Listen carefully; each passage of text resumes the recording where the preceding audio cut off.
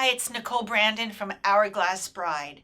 So today's tip for how to lose weight during the holidays, one of my favorite things to talk about is how to lose weight during the holidays. Yes, it is possible.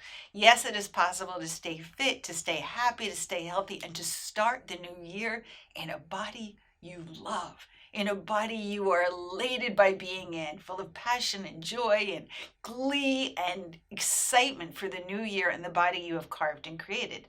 So, how do you do that, especially now that we are back interacting with one another? We're at events, we're at parties, and once again, we have holiday buffets. Yes, there is the holiday buffet. And so, how do we do that and still be able to have the body that we absolutely live in and love?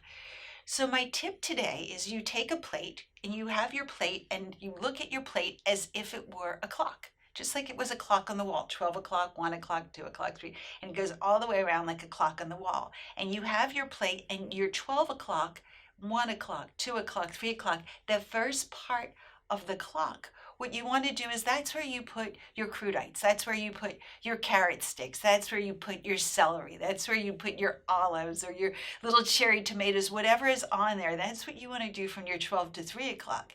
And then your 4 o'clock, your 5 o'clock, that's where you put your hummus or that's where you put your dip.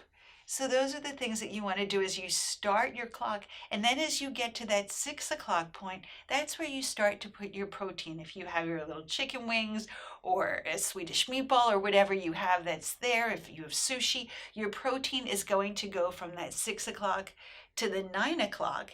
And then any carb that you might have, if there was a chip, if there was some bread, if there were crackers and cheese or something that you would want to put in that area as you're going up from that protein wheel. And at the very end, at that 11 o'clock point on your plate, is where you have the one cookie or the one treat or that one little sweet thing.